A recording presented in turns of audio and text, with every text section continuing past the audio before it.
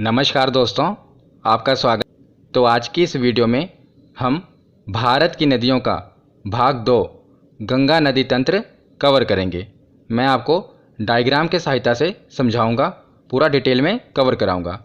इससे पिछली वीडियो में हमने सिंधु नदी तंत्र और ब्रह्मपुत्र नदी तंत्र उसे कवर कर लिया था, और आज की वीडियो में हम देखेंगे गंगा नदी तंत्र।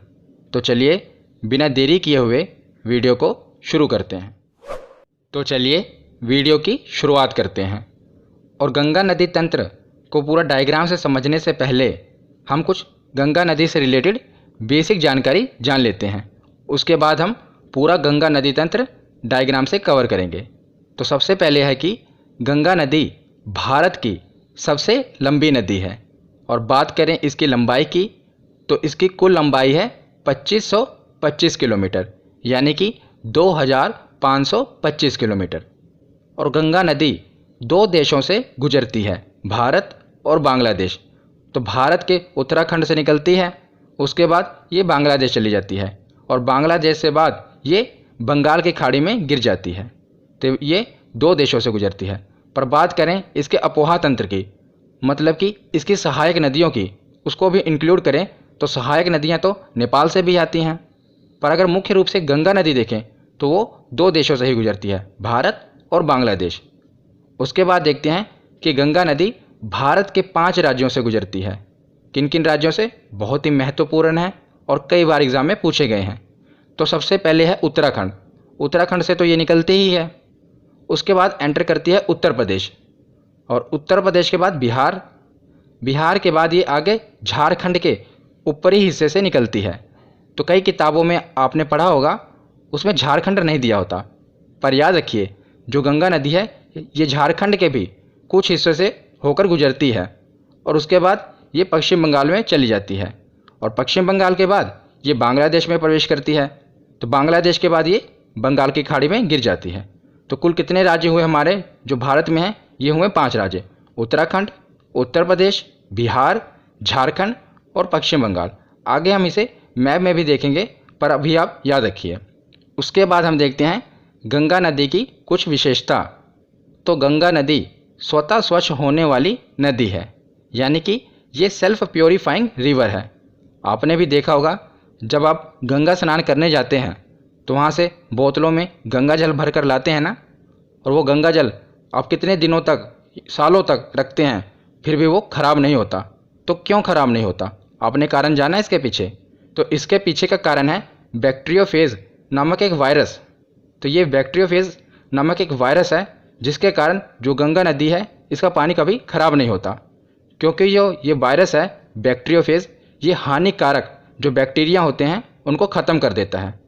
तो जो गंगा नदी में हानिकारक बैक्टीरिया होते हैं ना, उनको बैक्टीरियोफेज नामक वायरस ख़त्म कर देता है, जिस कारण जो गंगा नदी है इसके पानी में कभी कीड़े नहीं लगते और ना ही पानी खराब होता है। याद रखिएगा, महत्वपूर्ण फैक्ट है। उसके बाद देखते हैं कि गंगा नदी को 2008 में राष्ट्रीय नदी घोषित कर दिया गया। अब ये हमारी नेशनल रिवर है गंगा नदी। कब किया गया घोषित? 2008 में। अगला फैक्ट है कि गंगा डॉल्फिन को भारत का राष्ट्रीय जलीय जीव घोषित किया गया है। तो जो गंगा में डॉल्फिन पाई जाती है उसे हमारे भारत का राष्ट्रीय जलीय जीव घोषित किया गया है, ये भी याद रखिए। तो ये हमने पढ़ी कुछ बेसिक जानकारी। अब हम देखते हैं गंगा नदी का उद्गम स्थल। तो हमने गंगा नदी से रिलेटेड बेसिक जानकारी ले ली। अब हम देखते हैं कि गंगा नदी का उद्गम कहाँ से हुआ। तो आपने किताबों में पढ़ा होगा कि जो गंगा नदी है इसका उद्गम उत्तराखंड के गोमुख से गंगोत्री हिमानी से हुआ है। हिमानी मतलब होता है ग्लेशियर, तो ग्लेशियर को हिंदी में हिमानी कहते हैं। तो उत्तराखंड के गंगोत्री हिमानी से हुआ है। पर याद रखिए, गंगोत्री हिमानी से भागीरथी नदी निकली है, वहाँ पर इसे कहते हैं भागीरथी नदी। और आपने पौराणिक कथाओं में भी पढ़ा होगा कि गंगा को भागीरथी कहा जाता है। इसीलिए हम मानते हैं कि गंगोत्री हिमानी से ही गंगा नदी निकलती है, पर ऐसा नहीं है। जो गंगा नदी है ये 2 नदियों के संगम से बनी है। एक है भागीरथी नदी और दूसरा है अलकनंदा नदी। जब ये दोनों नदियाँ मिलती हैं वहीं से गंगा नदी बनी है। आप इमेज में देख रहे होंगे, यह है अलकनंदा नदी और इधर से आ रही है भागीरथी नदी। तो जहाँ ये दोनों नदियों का संगम होता है तो ये दोनों नदियाँ मिलकर गंगा नदी बनाती हैं। तो गंगा नदी जो है ये दो नदियों के संगम से बनी है। याद रखिएगा, एग्जाम में कई बार पूछा जाता है। कौन कौन सी है? एक है भागीरथी नदी और दूसरी है अलकनंदा नदी। तो ये मिलती कहाँ पर है? तो देवप्रयाग में। जो प्रयाग शब्द है इसका अर्थ होता है नदियों का संगम। तो देवप्रयाग में दोनों नदियाँ मिलती हैं, भागीरथी नदी और अलकनंदा नदी, और यहीं से आगे ये बनती है गंगा नदी। और याद रखिएगा, जो ये अलकनंदा नदी है ये किस मंदिर के तट पर है? कई बार एग्जाम में पूछा गया है। तो ये प्रसिद्ध बद्रीनाथ मंदिर के तट पर है। कौन सी नदी? अलकनंदा नदी। तो हमने ये पढ़ लिया कि दो नदियों के संगम से बनी है गंगा नदी। अब हम इसके आगे देखते हैं। तो उसके बाद अब हम आगे देखते हैं, जैसा कि हमने पीछे देखा कि जो गंगा नदी है ये दो नदियों के संगम से बनी है, एक है भागीरथी और दूसरी है अलकनंदा। उसी प्रकार जो ये अलकनंदा नदी है ना, इसमें कुछ सहायक नदियाँ भी मिली हुई हैं। तो सहायक नदियाँ जो हैं ये एग्ज़ाम में बहुत बार पूछी गई हैं, मोस्ट इम्पोर्टेंट। तो ये सहायक नदियाँ जहाँ पर आकर मिलती हैं तो प्रयागों का नाम है, जैसे विष्णु प्रयाग, नंद प्रयाग और कर्ण प्रयाग और रुद्र प्रयाग। तो ये पूछे जाते हैं कि बताइए देव प्रयाग में किन दो नदियों का संगम है, रुद्र प्रयाग में किन दो नदियों का संगम है। तो हमें अगर पता होगा कि अलकनंदा में कौन सी सहायक नदी आकर मिलती है तभी तो हम बता पाएंगे। तो एक नदी है ये तो कॉमन रहेगी, अलकनंदा नदी, और इसी में दूसरी सहायक नदी आकर मिलेगी। तो वही हमें पता करना है कि कौन कौन सी सहायक नदियाँ आकर अलकनंदा में मिलती हैं। तो ये नदियों का संगम इम्पोर्टेंट है, इसे हम याद कैसे करेंगे? तो इसे मैं आपको एक कथा की सहायता से याद कराऊंगा। पुरानी कथा की सहायता से हमारी काम की है, जिससे हम इसे याद रख पाएंगे।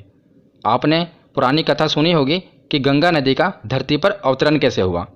आपने पुराने सीरियल भी देखे होंगे धार्मिक, उसमें भी बताया गया है। अगर नहीं भी देखे तो कोई बात नहीं, ये हमारी काम की कथा है, इससे हम इसे याद रख पाएंगे, इसलिए सुनिए। तो धरती पर जो गंगा नदी का अवतरण हुआ था, मतलब माँ गंगा धरती पर कैसे आई थी। तो पुरानी कथाओं की मान्यता अनुसार जो गंगा नदी है ये भगवान विष्णु के चरणों से निकली हैं। तो भगवान विष्णु के चरणों से जब ये निकली और धरती पर आ रही थी तो इनके जो वेग था, मतलब जो गंगा की स्पीड थी, बहुत तेज़ थी। तो जब ये धरती पर आ रही थी तो इनकी स्पीड बहुत तेज़ थी, जिस कारण भगवान शिव जी ने क्या किया, इन्हें अपनी जटाओं में धारण कर लिया, और अपनी जटाओं में धारण करके जो इनकी गति थी उसको मंद कर दिया। मंद मतलब कि धीमा कर दिया। और उसके बाद जब धीमी हो गई इनकी गति जो थी, इनका वेग था वो एकदम धीमा हो गया। उसके बाद उन्होंने अपनी जटा से इनको निकाला, तब ये धरती पर अवतरित हुई। ये पुरानी कथाओं की मान्यता है। मैं आपको इसको क्यों बता रहा हूँ? क्योंकि इससे हम इसे याद रख पाएंगे। क्योंकि सबसे पहले गंगा नदी कहाँ से निकली? तो भगवान विष्णु के चरणों से। तो चरणों की धूल से याद रखना है। तो धौली गंगा, और धौली गंगा जहाँ अलकनंदा से मिलती हैं उसे विष्णु प्रयाग कहते हैं। तो इसीलिए मैंने आपको कथा सुनाई कि भगवान विष्णु के चरणों की धूल से निकली हैं, तो इसीलिए ये विष्णु प्रयाग याद रखेंगे। तो धौली गंगा जहाँ अलकनंदा में मिलती है उसे विष्णु प्रयाग कहते हैं। और दूसरा मैंने आपको बताया कि फिर जब वेग ज़्यादा था तो भगवान भोलेनाथ ने अपनी जटाओं में धारण कर लिया, तो वेग मंद पड़ गया। तो केदारनाथ मंदिर से एक नदी निकलती है, मंदाकिनी नदी। तो मंदाकिनी, इसे मंद से आप याद रखेंगे कि इसकी गति को भगवान भोलेनाथ ने मंद कर दिया था। और ये मिलती कहाँ पर है? तो रुद्रप्रयाग में। भगवान भोलेनाथ को रुद्र भी कहते हैं ना, तो रुद्रप्रयाग में मिलती है। तो इस कहानी से आपने ये दोनों नदियों को याद रख लिया। एक है धौली गंगा जो भगवान विष्णु के चरणों के धूल से निकलती है, इसीलिए ये विष्णु प्रयाग में आके मिलती है। और दूसरी है मंदाकिनी नदी जो भगवान केदारनाथ के मंदिर से निकलती है, भगवान भोलेनाथ के मंदिर से, और मिलती कहाँ पर है? रुद्रप्रयाग। तो रुद्रप्रयाग में अलकनंदा और मंदाकिनी मिलती है, और विष्णु प्रयाग में अलकनंदा और धौली गंगा मिलती है। पहले आप इसे डायग्राम में देख लीजिए, उसके बाद मैं दोबारा आपको बता दूंगा। तो ये दो नदियाँ हो गई। उसके बाद है एक नंदाकिनी नदी। ये कहाँ पर आगे मिलती है? तो नंद प्रयाग में। ये तो आसानी से याद रख लेंगे, नंदाकिनी नंद प्रयाग में मिलती है। इसमें एक नदी कॉमन रहेगी, अलकनंदा, और दूसरी नदियाँ इसमें आके मिलेंगी। एक ही नदी बची हमारी, पिंडार नदी, और ये मिलती है कर्ण प्रयाग में। तो ये 5 प्रयाग हो गए, विष्णु प्रयाग, नंद प्रयाग, कर्ण प्रयाग, रुद्र प्रयाग और देव प्रयाग। और हिंदू धर्म में इन 5 प्रयागों की बहुत मान्यता है, तो याद रखिएगा। और ये सभी उत्तराखंड में ही हैं। एक बार हम रिवीजन कर लेते हैं कि देव प्रयाग में तो 2 नदियाँ मिलती हैं, अलकनंदा और भागीरथी, और इन्हीं के संगम से आगे गंगा नदी बनती है। उसके बाद है विष्णु प्रयाग। तो अलकनंदा तो है ही है, और भगवान विष्णु के चरणों की धूल से निकली है, तो धौली गंगा। उसके बाद है नंद प्रयाग।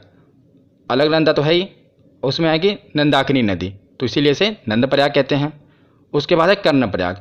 कर्णप्रयाग में अलकनंदा और पिंडार नदी। उसके बाद से और पटना में आकर ये गंगा नदी से मिल जाती है। पटना के समीप मिलती है सोन नदी। तो एग्ज़ाम में एक प्रश्न बनता है कि कौन सी ऐसी नदी है जो दाईं ओर से सीधा आकर गंगा नदी में मिल जाती है। तो देख लीजिए, इसकी कोई सहायक नदी नहीं है ना, ये सीधा आकर गंगा नदी में मिल रही है। और ऊपर यमुना नदी भी थी, पर इसकी सहायक नदियाँ थीं, पर सोन नदी सीधा आकर पटना के समीप गंगा नदी में मिल जा रही है। और ये भी पूछा जाता है कि ये किस पहाड़ी से निकलती है। तो किस पहाड़ी से निकलती है? अमरकंटक पहाड़ी से। तो यहाँ तक हमने छपरा और पटना तक देख लिया। उसके बाद देखते हैं ऊपर नेपाल से एक और नदी आ रही है, गंडक नदी, और ये सोनपुर में आकर मिल जाती है गंगा नदी से। तो कौन सी नदी आ रही है? गंडक नदी। एग्ज़ाम में क्या प्रश्न बनता है वो भी मैं आपको बता रहा हूँ कि नेपाल से कौन कौन सी नदियाँ निकलकर गंगा नदी में मिल जाती हैं। तो काली करनाली, जिसे घाघरा कहते हैं, और गंडक, और एक आगे है कोसी। ये नदियाँ नेपाल से निकलती हैं। और मैं आपको साथ साथ ये भी बता रहा हूँ कि किस जगह पर आकर ये गंगा से मिल जाती हैं।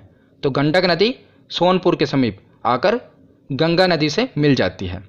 तो उसके बाद है कोसी नदी, मोस्ट इम्पोर्टेंट, ये भी नेपाल से आ रही है।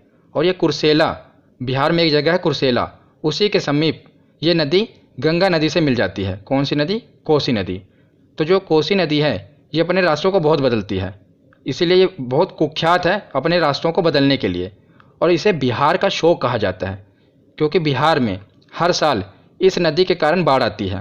और ये नदी अपना रास्ता बदल लेती है ना, कभी मान लीजिए ये नदी पहले इस रास्ते से जा रही है और फिर उसके बाद पता लगा अचानक इस रास्ते से जाने लगी, तो जिस कारण क्या होता है, इस नदी के कारण बिहार में बहुत बाढ़ आती है।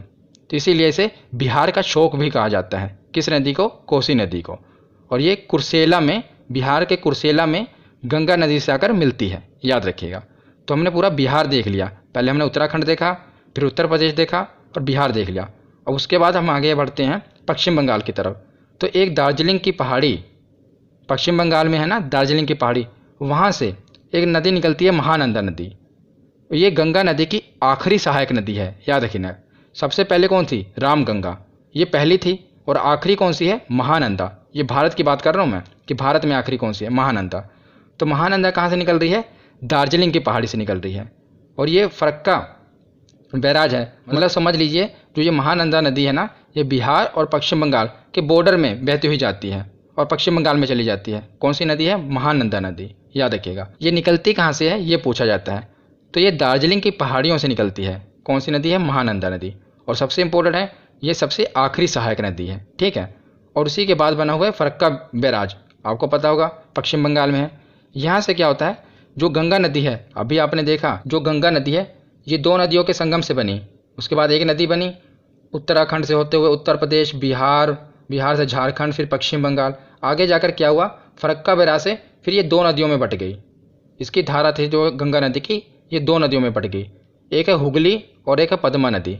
जो ये गंगा नदी है फरक्का बैराज से, जो कि पश्चिम बंगाल में है, वहाँ से दो धाराओं में बढ़ जाती है। तो जो ये अपने पश्चिम बंगाल में आती है, नीचे की तरफ है पश्चिम बंगाल, तो यहाँ इसे कहते हैं हुगली नदी। और सबसे इम्पोर्टेंट ये है कि जो कोलकाता का शहर है ये कहाँ बसा है, तो ये हुगली नदी के तट पर है कोलकाता शहर। एग्जाम में पूछा गया है कि कोलकाता शहर किस नदी के तट पर है, तो हुगली नदी के तट पर है। और यही नदी जो है दो धाराओं में बढ़ गई, तो जो दूसरी धारा थी ये बांग्लादेश में चली गई, और बांग्लादेश में इसे पद्मा नदी कहते हैं। और जो हुगली नदी है इसी में एक धारा, एक सहायक नदी आकर मिलती है, इसे कहते हैं दामोदर नदी। और ये छोटा नागपुर पठार से निकलती है दामोदर नदी, और ये हुगली नदी में जाकर मिल जाती है। और इसी दामोदर नदी को पश्चिम बंगाल का शोक भी कहते हैं। जिस प्रकार याद रखिए, कोसी नदी को किसका शोक कहते हैं? बिहार का शोक। तो शोक क्यों कहते हैं? क्योंकि ये नदी बाढ़ लाती है। तो इसी प्रकार दामोदर नदी है, पश्चिम बंगाल में बाढ़ का कारण है, इसीलिए दामोदर नदी को पश्चिम बंगाल का शोक कहते हैं। और ये किस नदी की सहायक नदी है? तो हुगली नदी की सहायक नदी है। तो अब हमने बांग्लादेश तक इसे देख लिया। पहले हमने उत्तराखंड देखा, उत्तराखंड के बाद हमने देखा ये उत्तर प्रदेश में गई, उत्तर प्रदेश के बाद बिहार देख लिया, बिहार के बाद झारखंड का थोड़ा सा एरिया अगर हम कहें तो मैं आपको बताऊं कि कहाँ से निकलती है, तो साहेबगंज जगह है झारखंड में, वहाँ से ये निकलती है। तो उसके बाद हमने देखा पश्चिम बंगाल, पश्चिम बंगाल के बाद हमने देखा कि ये दो धाराओं में बट गई, एक हुगली नदी हो गई और एक पद्मा नदी हो गई। ये गंगा नदी का ही नाम है, तो गंगा नदी को ही पश्चिम बंगाल में हुगली कहते हैं और बांग्लादेश में पद्मा नदी कहते हैं। तब इसके बाद हम आगे अगली स्लाइड में कंटिन्यू करते हैं। तो पिछली स्लाइड में हमने देख लिया कि जो गंगा नदी थी वो दो धाराओं में बट गई थी। ये तो अपने यहीं पश्चिम बंगाल में हुगली नदी हो गई, और यही गंगा नदी जब बांग्लादेश में एंटर करती है तो इसको कहते हैं पद्मा। ये थोड़ा सा रह गया, इसे भी देख लीजिए क्योंकि एग्जाम में प्रश्न बनेंगे इससे। तो पद्मा नदी कहते हैं बांग्लादेश में। और इससे पिछली वीडियो में मैंने आपको बताया था कि जो ब्रह्मपुत्र नदी है अरुणाचल प्रदेश से आते हुए सिक्किम से होते हुए बांग्लादेश में जा रही थी ना, तो बांग्लादेश में उसे क्या कहते थे? जमुना। तो ब्रह्मपुत्र को कहते हैं जमुना बांग्लादेश में, और गंगा को कहते हैं पद्मा। तो ये दोनों नदियाँ एक जगह आकर मिल जाती हैं। और एक नदी है मेघना, जो कि बांग्लादेश से होते हुए इन धाराओं में मिल जाती है। तो तीन नदियों का संगम हो जाता है, पद्मा, जमुना और मेघना। और उसके बाद ये एक नदी बन जाती है जिसे मेघना नदी कहते हैं। फिर से बता देता हूँ, गंगा नदी जब बांग्लादेश में एंटर करती है तो उसे कहते हैं पद्मा, और ब्रह्मपुत्र नदी बांग्लादेश में एंटर करती है तो उसे कहते हैं जमुना, और बांग्लादेश से ही एक नदी है मेघना। ये तीनों नदियों का संगम होता है, और संगम होने के बाद एक नदी बनती है। तो इस नदी को क्या नाम देते हैं? बांग्लादेश वाली से कहते हैं मेघना नदी। और एग्ज़ाम में क्या प्रश्न बनता है? एग्ज़ाम में ये प्रश्न बनता है कि जो गंगा और जमुना इन दोनों नदियों का संगम जब बांग्लादेश में होता है तो उसे क्या कहते हैं? तो उसे मेघना नदी कहते हैं, याद रखिएगा। और यही मेघना नदी फिर जाकर समुद्र में मिल जाती है, और समुद्र में दुनिया के सबसे बड़ा डेल्टा सुंदरवन डेल्टा का निर्माण करती है। तो ये डेल्टा क्या होता है ये मैं आपको आगे बताता हूँ। तो पीछे हमने देख लिया कि जो मेघना नदी थी जब ये समुद्र में जाती है, मतलब कि गंगा, ब्रह्मपुत्र ये सभी नदियाँ जब समुद्र में जाती हैं तो डेल्टा का निर्माण करती हैं। ये दुनिया का सबसे बड़ा डेल्टा है सुंदरवन डेल्टा। तो ये डेल्टा होता क्या है? पहले इसकी मैं आपको डेफिनेशन बताता हूँ, फिर अपनी भाषा में आसानी से समझाता हूँ। तो सबसे पहले है कि डेल्टा प्रायः उस भूभाग को कहा जाता है जो नदी द्वारा लाए गए अवसादों के संचयन से निर्मित होता है। विशेषता नदी के मुहाने पर जहाँ वह किसी समुद्र में गिरती है, इस भूभाग का आकार साधारणतः त्रिभुज जैसा होता है। आप देख ही रहे होंगे त्रिभुज जैसे इसकी आकृति होती है। इसी को कहा जाता है, क्या कहा जाता है? डेल्टा कहा जाता है। तो अब मैं आपको आसान भाषा में समझाता हूँ। आपने देखा होगा कोई भी नदी निकलती है तो पर्वत या पहाड़ों से निकलती है, ऊंचाई से। तो जब ये नदी ऊंचाई से निकलती है तो इसका बहाव बहुत तेज होता है, बहुत तेज़ी से बहती हुई आती है, और अपने साथ मिट्टी, अवसाद ये सब लेकर बहती हुई आती है। तो जब ये पहाड़ी भागों से निकल रही होती है तब तो इसकी गति बहुत तेज़ होती है, पर जैसे ये मैदानी भाग में एंटर करती है अब इसकी गति क्या होती है? मंद पड़ जाती है, मतलब धीमी हो जाती है। पर ये जो मिट्टी है अभी भी उसको बहाकर ले जा रही होती है, पर इसकी गति जो होती है स्लो हो जाती है। या ऐसे याद रखिए कि जब ये पहाड़ों से निकलती है तो ये तो पूरी जवान होती है, पर जैसे जैसे ये समतल ज़मीन पर जाती जाती है बूढ़ी होती जाती है। अब जो इसमें शक्ति होती है, जो मिट्टी अपने साथ ये लेकर आ रही है, उसको जो धकेलने की क्षमता होती है वो बहुत कम हो जाती है। पहले तो जब ये ढालों से उतर रही होती है तो पूरा तेज़ी के साथ मिट्टी को बहाकर ले आ रही होती है, पर जैसे जैसे ये समतल भागों में एंटर करती है इसको जो ढकेलने की क्षमता है, जो अपने साथ ये कचरा मिट्टी लेकर आ रही है, उसकी क्षमता कम हो जाती है। पर जैसे ये समुद्र के पास पहुंचती है बिल्कुल इसकी क्षमता खत्म हो जाती है। तो क्या करती है? मिट्टी को अपने साथ लाए गए जो गाद, मिट्टी, अवसाद है उसको जमा कर देती है। तो एक जगह जमा कर देती है सारा कचरा। पर उसके बाद क्या है? पर जो नदी है उसको तो कहीं ना कहीं से निकलना है ना, तो अलग अलग शाखाओं में बट जाती है। जैसा कि आप इमेज में देख रहे हैं, ये देखिए नदी आई, उसने अपने साथ पूरा कचरा जमा कर दिया। अब उसके बाद क्या हुआ? नदी देख रहे हैं ना, अलग अलग शाखाओं में बट गई और जाकर समुद्र में मिल गई। तो इस प्रकार क्या हुआ? एक त्रिभुजाकार आकृति बन गई, और इसी को कहते हैं डेल्टा। आशा करता हूँ आपको समझ आया होगा। इसी को क्या कहा जाता है? डेल्टा कहा जाता है। और यही डेल्टा जो है गंगा और ब्रह्मपुत्र नदी आकर बनाती हैं इसमें अपने बंगाल की खाड़ी में, और यही सुंदरवन डेल्टा पूरी दुनिया का सबसे बड़ा डेल्टा है, याद रखिएगा। तो अब हम कुछ महत्वपूर्ण तथ्य देख लेते हैं, इससे हमारा रिवीजन हो जाएगा। एक बार इसे भी कवर कर लेते हैं। तो अलकनंदा तथा भागीरथी के संगम को क्या कहते हैं? तो इसे गंगा नदी कहते हैं, जैसा कि मैंने आपको बताया। और गंगा की पहली सहायक नदी कौन सी है? तो कौन सी है गंगा की पहली सहायक नदी? तो ये है रामगंगा। गंगा की आखिरी सहायक नदी कौन सी है? तो ये है महानंदा। और गंगा की सबसे लंबी सहायक नदी तो यह है यमुना। उसके बाद है कि गंगा नदी कहाँ से मैदानी क्षेत्र में प्रवेश करती है? तो ये हरिद्वार में मैदानी क्षेत्र में प्रवेश करती है। उससे पहले ये उत्तराखंड में पर्वत और पहाड़ों से निकल रही होती है, पर जैसे ही ये हरिद्वार में एंटर करती है वहाँ से ये मैदानी क्षेत्र में प्रवेश करती है। आगे है कि गंगा नदी के तट पर बसे प्रमुख शहर कौन कौन से हैं? तो सबसे पहले है प्रयागराज। प्रयागराज, जिसे पहले इलाहाबाद कहा जाता था। उसके बाद है वाराणसी, बनारस, उसके आगे है कानपुर और उसके आगे है पटना। तो ये कुछ प्रमुख शहर हैं जो कि गंगा नदी के तट पर बसे हुए हैं। आगे है कि हुगली नदी के तट पर कौन सा प्रमुख शहर बसा है। तो मैंने आपको बताया था कौन सा प्रमुख शहर बसा है, तो कोलकाता, यह हुगली नदी के तट पर बसा हुआ है। उसके आगे है कि गंगा और ब्रह्मपुत्र की संयुक्त जलधारा बांग्लादेश में क्या कहलाती है। तो बताइए क्या कहलाती है। आगे है कि हुगली नदी के तट पर कौन सा प्रमुख शहर बसा है। तो मैंने आपको बताया था कौन सा प्रमुख शहर बसा है, तो कोलकाता, यह हुगली नदी के तट पर बसा हुआ है। उसके आगे है कि गंगा और ब्रह्मपुत्र की संयुक्त जलधारा बांग्लादेश में क्या कहलाती है। तो बताइए क्या कहलाती है।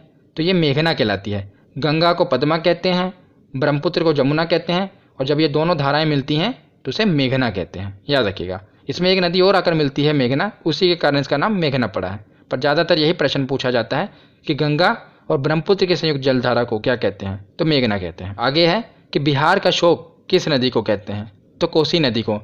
ये अपने मार्ग को बदलने के लिए कुख्यात है कोसी नदी, और इसे बिहार का शोक कहा जाता है। आगे है कि बंगाल का शोक किसे कहते हैं, तो दामोदर नदी को बंगाल का शोक कहते हैं। आगे है कि गंगा की सहायक नदी जिसका उद्गम स्थल मैदानी भाग है, तो गोमती नदी। मैंने आपको बताया था ना कि गोमती नदी ऐसी नदी है जिसका उद्गम स्थल मैदानी भाग है। तो यहाँ पर हमारा थ्योरी सेक्शन कंप्लीट होता है। अब हम इसके प्रीवियस ईयर क्वेश्चन देखते हैं। तो चलिए अब प्रीवियस ईयर क्वेश्चन देखते हैं कि हमारे कितने क्वेश्चन सही होते हैं। सबसे पहला प्रश्न है कि गंगा नदी निम्नलिखित में से किस राज्य से नहीं गुजरती। तो कौन कौन से राज्यों से गुजरती है, पहले तो ये आपको पता होना चाहिए। तो सबसे पहले कौन सा था, बोलिए। उत्तराखंड, दूसरा उत्तर प्रदेश, तीसरा बिहार, चौथा झारखंड, पांचवा पश्चिम बंगाल। तो इसमें देखिए कौन सा नहीं है, उत्तर प्रदेश, बिहार, बंगाल, ये तो है मध्य प्रदेश, यहाँ से नहीं गुजरती। अगला प्रश्न क्या है कि कालिंदी नदी का दूसरा नाम क्या है। तो बताइए क्या है। मैंने आपको बताया था यमुना। यमुना को ही कालिंदी नदी कहा जाता है। ये एनटीपीसी में पूछा गया था। उसके बाद अगला प्रश्न है कि केन नदी निम्नलिखित में से किसकी सहायक नदी है। पीछे मैंने आपको इसकी ट्रिक नहीं बताई, मैं आपको बता देता हूँ, मैं भूल गया था। इसकी ट्रिक भी है जिसे आप याद रख सकते हैं। तो जैसा कि ये 3 नदियाँ थी ना, चंबल, बेतवा और केन, इसे याद रखने का तरीका भी है। तो इसे आप KBC से याद रख सकते हैं, KBC। कौन बनेगा करोड़पति वाला है ना, मैंने उल्टा लिख दिया KBC। तो K से केन, B से बेतवा और C से चंबल। तो केन, बेतवा, चंबल, ये आप KBC से याद रख पाएंगे। आप लिखेंगे KBC, KBC, उसी से केन, बेतवा और चंबल, इससे आप याद रखें। तो केन नदी निम्नलिखित में से किसकी सहायक नदी है, तो ये है यमुना की सहायक नदी। यमुना की सहायक नदी है। आगे देखते हैं कि गंगा में मिलने वाली नदी जिसका उद्गम अमरकंटक में है। तो अमरकंटक पहाड़ी से कौन सी नदी निकल रही थी, तो ये निकल रही थी सोन नदी। पीछे हमने देखा था ना कि अमरकंटक पहाड़ी से ऊपर जाकर मिल रही थी। कहाँ पर मिल रही थी, तो पटना में मिल रही थी। कौन सी नदी थी, तो सोन नदी थी, याद रखिएगा। उसके बाद आगे देखते हैं कि अलकनंदा और धौली गंगा का संगम कहाँ होता है। तो धौली गंगा कहाँ से निकली थी, भगवान विष्णु भगवान के चरणों के धूल से निकली थी। तो विष्णु प्रयाग, तो विष्णु प्रयाग में इसका संगम होता है अलकनंदा और धौली गंगा का, याद रखिएगा। उसके बाद अगला प्रश्न देखते हैं कि निम्नलिखित में से कौन सी नदी यमुना नदी में नहीं मिलती। तो बताइए कौन सी नहीं मिलती। हमने पढ़ा था KBC, केन, बेतवा, चंबल, ये तो मिलती हैं। बचा कौन सा, तो सोन नदी। ये यमुना नदी में नहीं मिलती, ये डायरेक्ट गंगा नदी में मिल जाती है, ठीक है ना। और कहाँ से निकलती है, अमरकंटक पहाड़ी से। अगला प्रश्न है कि अलकनंदा के साथ वह कौन सी नदी है जिसका संगम रुद्रप्रयाग में होता है। तो बताइए, रुद्रप्रयाग भगवान भोलेनाथ का दूसरा नाम है रुद्र। तो ये निकलती कहाँ है, केदारनाथ से निकलती है और रुद्रप्रयाग में मिल जाती है। और भगवान भोलेनाथ ने क्या किया था, गति को मंद किया था। तो मंदाकिनी, याद रखिएगा कौन सी नदी है, मंदाकिनी नदी। ये अलकनंदा और मंदाकिनी नदी रुद्रप्रयाग में मिल जाती हैं। उसके बाद अगला प्रश्न है कि दामोदर नदी निकलती है, तो कहाँ से निकलती है। तो ये छोटा नागपुर पठार से निकलती है, मैंने आपको बताया था। और हुगली नदी की ये सहायक नदी है, दामोदर नदी, और इसे बंगाल का शोक भी कहा जाता है। उसके बाद अगला प्रश्न आ भी गया, देखो कि बंगाल का शोक किस नदी को कहा जाता है। तो मैंने आपको अभी बताया कौन सी नदी है, दामोदर नदी, इसे बंगाल का शोक कहा जाता है। अगला प्रश्न है कि बिहार का शोक किसे कहा जाता है। ये तो बहुत इंपॉर्टेंट है, किसको कहा जाता है, तो कोसी नदी को बिहार का शोक कहा जाता है। अगला प्रश्न है कि गंगा की सबसे लंबी सहायक नदी कौन सी है। तो बताइए कौन सी है जो गंगा की सबसे लंबी सहायक नदी है। तो ये थी यमुना। और बात करें यमुना की सबसे लंबी सहायक नदी, तो वो कौन सी, वो चंबल थी। अगला प्रश्न है कि यमुना नदी का अन्य नाम क्या है। तो हमने पीछे देखा था ना कि कालिंदी नदी किसे कहते थे, तो यमुना नदी को कहते थे। उसी प्रकार यमुना नदी का अन्य नाम है कालिंदी। तो अगला प्रश्न देखते हैं, बस 2 ही प्रश्न बचे हैं कि गंगा नदी किस क्षेत्र से मैदानी भाग में प्रवेश करती है। तो कहाँ से प्रवेश करती है मैदानी भाग में, तो हरिद्वार से। उससे पहले ये पहाड़ पर्वतों से निकल रही होती है, पर मैदानी भाग में ये हरिद्वार से प्रवेश करती है। और लास्ट प्रश्न है कि गंगा नदी को बांग्लादेश में क्या कहा जाता है। तो क्या कहा जाता है, पद्मा। तो आज की ये वीडियो यहीं पर ख़त्म होती है। यहाँ पर हमारा पूरा गंगा नदी तंत्र कंप्लीट होता है। वो डायग्राम आप ज़रूर बना लेना। तो हमने पूरा गंगा नदी तंत्र कवर कर लिया, प्रीवियस ईयर के क्वेश्चन भी देख लिए। इससे नेक्स्ट वीडियो में हम जो नदियों का लास्ट वीडियो है प्रायद्वीपीय भारत की नदियाँ, उसे भी कवर कर लेंगे। तो हमारा पूरा भारत की नदियाँ कंप्लीट हो जाएगा।